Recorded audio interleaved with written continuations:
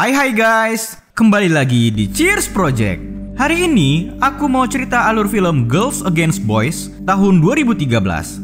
Film ini nyeritain tentang dua cewek cantik yang melakukan balas dendam kepada pelaku pemerkosaan. Jadi selama beberapa menit ke depan, aku akan nemani aktivitas gabut kalian guys. So, stay tune.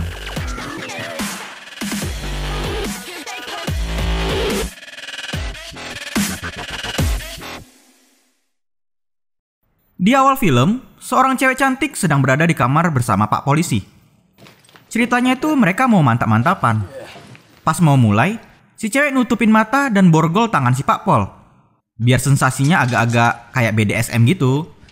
Tapi setelah selesai diborgol, si cewek bukan yang melayani. Dia malah ngambil pistol si Pak Pol dan mengokangnya. Kemudian judul film muncul, Girls Against Boys. Kemudian cerita pindah di suatu kampus New York. Cewek cantik ini bernama Sei. Dia adalah pemeran utama di film. Selesai dari mata kuliah, Karen temannya Sei ngajak dia ke acara rutin weekend kampus. Sei nggak bisa pergi ke sana. Dia udah ada janji weekend sama pacarnya, yaitu seorang duda bernama Terry. Di kosan, bersoleklah si Sei ini, biar makin terpesona si duda pikirnya. Ini dia Terry. Sei pikir dia datang untuk ngajak jalan-jalan. Ternyata dia malah ngasih kabar buruk. Terry ngasih tahu kalau dia mau rujuk sama istrinya. Sei yang dengar hal itu langsung syok. Apalagi pas dia tahu kalau ternyata Terry udah punya anak perempuan. Dengan lemas, dia masuk balik ke kosannya. Si duda ini nggak ada otak kali. Katanya mau rujuk sama mantan istrinya. Dia malah tetap minta jatah. Kan anjing ya. Si Terry dengan mulut buayanya, dia ngasih nasihat kalau ada ribuan pria yang mau sama dia. Kemudian Terry pergi ninggalin Sei. Habis manis, sepa dibuang. Kayak gitu memang, banyak kali alasannya. Keesokan hari, di Sabtu pagi, Sei menjalani aktivitas weekend sendirian di pasar. Tak sengaja dari kejauhan, dia ngelihat Terry bersama istri dan anaknya. Sei ngikutin mereka, dan akhirnya dia jadi tahu di mana mereka tinggal. Terry hanya terdiam ngelihat Sei yang ada di seberang jalan. Di malam hari, dengan perasaan yang masih sedih, Sei pergi ke tempat kerja. Dia bekerja sebagai bartender di diskotik. Di sana banyak pria malam yang menggoda dirinya. Di jam istirahat, dia pergi ke ruang ganti. Sei menangis karena udah ditinggalin sama Terry. Di sana dia bertemu dengan anak baru bernama Lu. Dia nanya, apa tangisan tersebut karena ulah pria? Dengan nada bercanda, Lu nawarin untuk membunuh pria itu. Kalau kalian masih ingat, Lu ini adalah cewek yang kita lihat di awal film, yang saat itu mau mantap-mantap sama Pak Polisi. Untuk nenangin suasana hatinya, Lu ngajak Sei pergi ke tempat diskotik lain. Di sana mereka have fun bareng dan bertemu dengan 3 pemuda asing. Secara refleks, Sei nyipuk seorang cowok yang tak dikenal. Namanya juga lagi galau, pikiran udah melayang-layang gak jelas. Karena udah mabuk, mereka joget-joget macam gak ada beban hidup gitu. Jup ajib ajib, jup ajib ajib, jup ajib ajib. Nah, kayak gitulah.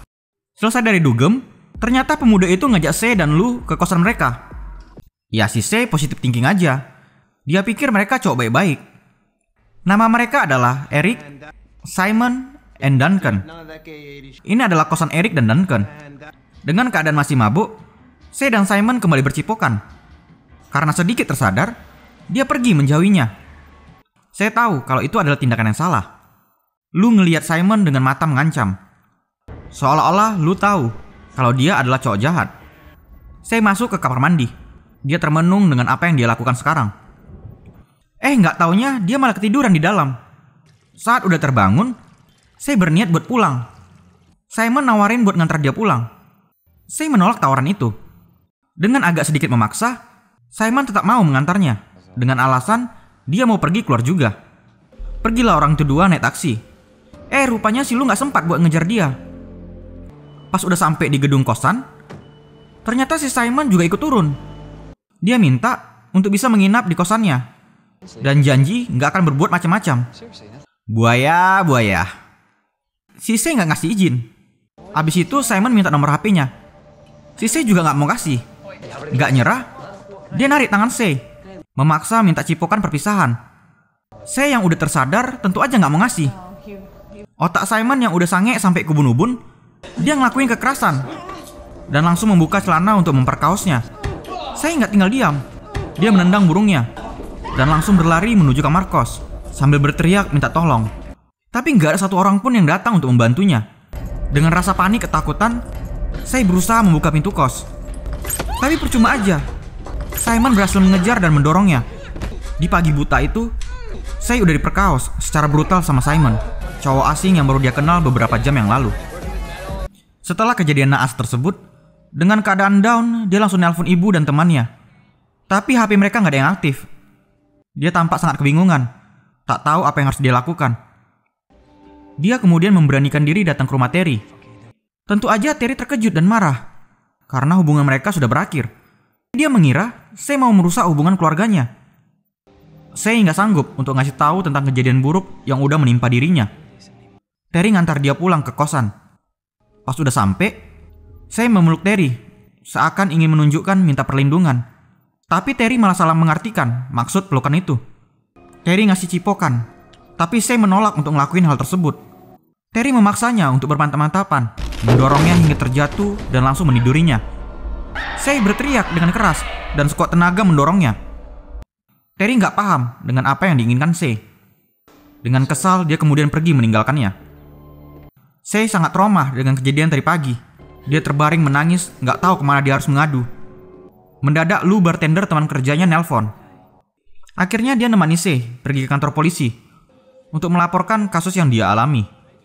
Saat saya ngelaporin kejadiannya, Pak Pol ini nggak langsung sigap menangani kasusnya dan malah nyuruh dia buat daftar ulang dulu.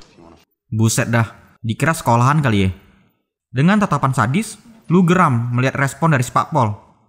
Setelah ngisi berkas kasus, dia diarahkan ke ruang tunggu. Lou nggak tinggal diam. Dia kembali ke ruangan Pak Pol tadi dan menggoda dia dengan selangkangannya. Beuh, ya jelas lah nggak tahan. Tahu kalau Pak Pol ini mata keranjang, Lou langsung nyamperin dia dan terang-terangan bilang, mau nidurin aku nggak? Si Lou nawarin Pak Pol untuk bercinta dengannya. Dengan malu-malu tapi mau, tentu aja Pak Pol nggak nolak. Si Se yang udah berada di dalam ruang penyelidikan ngelihat si Pak Pol yang nggak serius nangani kasus pemerkosaan dia. Saya ngerasa kalau nggak ada gunanya dia pergi ke tempat itu. Di tempat lain, Lou dan Pak Pol sudah berada di dalam kamar. Dengan keadaan mata tertutup dan tangan yang diborgol, Lou ngambil pistol, mengarahkannya ke telur si Pak Pol. Dengan wajah santai, berani dan nggak banyak bacot, dia langsung nembak telurnya. Encer suaranya itu ya kan? Si Pak Pol pun langsung mati seketika. Setibanya di kos, Lou nawarin saya buat nyari keadilan sendiri. Dengan cara datangin kosan mereka lagi buat nyari tahu keberadaan Simon. Dengan keberanian, saya dan Lou akhirnya sampai di gedung kosan semalam. Di pintu masuk, mereka langsung ketemu sama Duncan. Saya pergi ke kamar mandi buat pipis. Dia ngerasa agak kesakitan. Ternyata saya ngalami pendarahan sama donatnya. Emang anjing kali si Simon itu ya. Si Lou menginterogasi Duncan, menanyakan di mana alamat tempat tinggal Simon. Tapi dia malah mentertawakan mereka, mengejek seakan-akan mereka datang untuk tujuan minta mantap-mantap. Lou ngeluarin pistol dan tanpa ragu sedikit pun, jeder, mampus. Dia langsung nembak si Duncan tepat di jantungnya. Melihat kematian Duncan, saya malah tertawa bahagia. Bersamaan juga dia merasakan mual karena baru pertama kali melihat orang mati berceceran darah di hadapannya. Mereka kemudian nunggu kepulangan Eric sambil makan sereal di dekat orang mati tanpa ngerasa bersalah sedikit pun. Cakep-cakep tapi psikopat. Mau kalian guys? Akhirnya yang ditunggu-tunggu pulang juga. Eric tampak terheran dengan kedatangan mereka berdua. Lou langsung nanya alamat tempat tinggal Simon. Walau dia nggak ngerti masuk kedatangan mereka, Eric ngasih tahu alamat Simon. Dia sangat terkejut ketika tahu kalau Duncan udah mati bersimbah darah. Dan tanpa banyak bacot, Lou langsung menembak Eric juga. Jeder, gampang kali bos. Mereka berdua kemudian pergi ke tempat tinggal Simon. Akhirnya mereka menemukan dia. Tampak Simon lagi ngerindah, sehingga dia nggak dengar kedatangan mereka. Dengan penuh emosi, saya langsung ambil kunci Inggris dan langsung mukul kepalanya. Senang kali aku. Sekali lagi. Mantap. Mereka ngikat si bajingan di meja karena mau dieksekusi. Lou ngebangunin dia dengan nyiram thinner ke mulutnya. Saat terbangun, Simon bukannya minta ampun buat dilepasin. Dia malah memaki dan mengancam C. Tentu aja itu membuat C marah. Dia langsung menghantam wajahnya pakai gergaji mesin. Encer darah itu ya kan? Sok keras pulanya. Karena banyak bacot, lu memplester mulutnya agar dia diam. Dengan sadis, dia memotong kedua kaki Simon pakai gergaji mesin. Anjir. Enteng kali motongnya. Saya sangat menikmati wajah Simon yang sangat kesakitan. Simon memohon agar dia dibiarkan pergi. Tentu aja lo mengizinkannya. Dia ngelepasin ikatan tangan dan nyuruh dia langsung pergi. Gak ngotak kali si Lulu ini. Kayak mana mau jalan ya kan? Ada-ada aja. Dengan keadaan kritis seperti itu, Simon masih sempat bilang ke C kalau dia adalah pelacur sialan. Ngamuk lah dia. Saya langsung nembak kepalanya. Jeder, mampus. Udah nular kayaknya psycho si Lu ke C. Selesai dari sana, mereka kemudian pergi mendatangi Terry.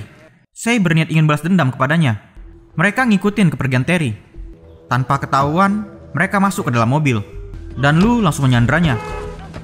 Sambil bernyanyi riang gembira, mereka membawa Terry ke hutan untuk mengeksekusi dia di sana. Saya langsung nodongan pistol kepadanya. Terry memohon dan membujuk agar dilepaskan. Karena merasa kasihan, saya jadi nggak sanggup untuk membunuhnya. Terry memanfaatkan kesempatan itu buat lari kabur dari sana. Dengan kekeran maut, dia nggak segan-segan buat nembak dia. Jeder, headshot. Abis itu mereka bermalam di motel terdekat. Saat di larut malam, saya menangis karena teringat dengan apa yang telah dia alamin. Mendengar suara tangisannya, Lu terbangun dan langsung menenangkan dengan cara memeluk dirinya. Keesokan hari, saat lagi makan siang, saya mengatakan kalau dia tidak merasa lebih baik setelah membunuh mereka. Tapi Lu ngeyakinin saya kalau itu bukanlah perbuatan yang salah. Mereka pantas menerimanya. Saya penasaran, apa yang membuat Lu sampai menikmati membunuh orang? Lu cerita kalau saat umurnya 5 tahun, ayah kandung Lu membiarkan teman-teman pedofilnya mencabuli dia demi uang. Dan umur 7 tahun, dia terkena penyakit kelamin. Lu menangis nyeritain masa lalunya. Saya tampak syok mendengar cerita itu. Tiba-tiba Lu langsung ketawa. Ternyata apa yang dia bilang tadi hanyalah kebohongan. Kampret. Aku yang nonton filmnya aja sempat ketipu. Lu ngasih tahu kalau dia suka ngebunuh laki-laki demi mendapatkan kepuasan. Saya hanya terdiam mendengar perkataan itu. Dan mereka kemudian kembali ke kota. Keesokan hari di kampus, saya masih tampak galau, memikirkan apa yang telah dia perbuat. Bahkan ketika berbicara dengan Karen, dia tidak seperti biasanya. Saya sadar, untuk ngilangin rasa galaunya adalah memulai hubungan baru bersama cowok lain. Dia ngeliat teman sekelasnya Tyler, cowok yang menyukai dirinya. Sesuai informasi dari Karen. Sepulang kuliah, saya memberanikan diri ngajak dia ngobrol. Tentu aja dia dapat respon yang baik. Malah Tyler ngajak dia buat jalan-jalan bareng naik Vespanya. Saya pun langsung mau. Bahkan dia sampai nolak panggilan telepon dari Lu. Kapan ya punya Vespa? Ngayal aja dulu. Mereka berdua pergi jalan-jalan ke taman bermain Ancol. Di sana mereka have fun bareng hingga larut malam. Sepulang dari sana, Taylor ngajak saya buat datang ke pesta Halloween kampus. Dengan senang hati saya menerima ajakan itu. Saat akan masuk ke dalam kosan, sejenak dia terdiam, ngelihat lokasi tempat di mana dia diperkaos kemarin. Ya seenggaknya bajingan itu udah mati pikirnya. Saya dikejutkan dengan kehadiran Lu, yang ternyata udah di dalam kosan. Dia tampak sakit hati karena saya nggak ngasih kabar dan nggak ngangkat teleponnya. Padahal Lu udah nyiapin makan malam untuknya. Dia juga jadi cemburu karena tahu saya nggak bisa bersamanya saat malam Halloween. Hari Halloween pun tiba. Saya nemani Tyler yang sedang bermain DJ musik di acara tersebut. Dia tampak senang bisa memulai hubungan baru bersama orang lain. Dalam keramaian acara Halloween, ternyata Lu datang juga ke sana. Dia berpakaian kostum geisha sambil membawa katana. Saat acara kembang api dimulai, orang-orang pada berpergian meninggalkan ruang joget.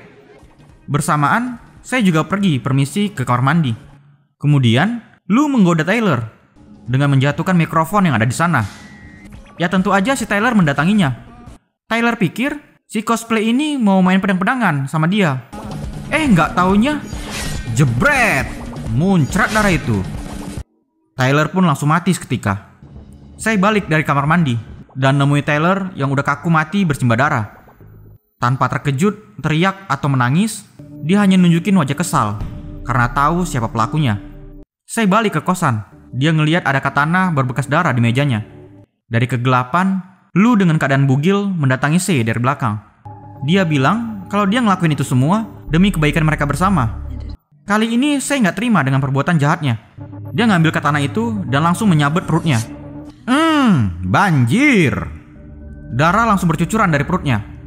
Tanpa merasakan kesakitan, dia terjatuh dan mengatakan, I love you. Lu pun langsung mati karena kehabisan darah. Hari-hari berlalu. Saya mulai bisa menerima dengan kesadisan yang udah dia perbuat. Dia menjalani aktivitas seperti biasa. Kembali bekerja sebagai bartender di diskotik. Hingga suatu ketika, saat di jam istirahat, Saya yang lagi ngerokok, tiba-tiba dia dikejutkan. Karena ada bartender lain masuk ruangan itu. Dia datang sambil menangis. Saya menanyakan, apakah itu ulah pria? Sejenak dia memikirkan kebaikan Lu padanya waktu itu. Dengan tersenyum psycho, seolah-olah mengartikan saya ingin membantu membunuh pria itu. Dan akhirnya film pun tamat. Oke guys, demikian alur cerita film Girls Against Boys tahun 2013. Pelajaran yang bisa diambil dari film ini adalah berhati-hatilah dalam dunia pergaulan, karena itu bisa mengubah kehidupanmu. Dukung channel Cheers Project agar lebih berkembang ke depannya. Terima kasih and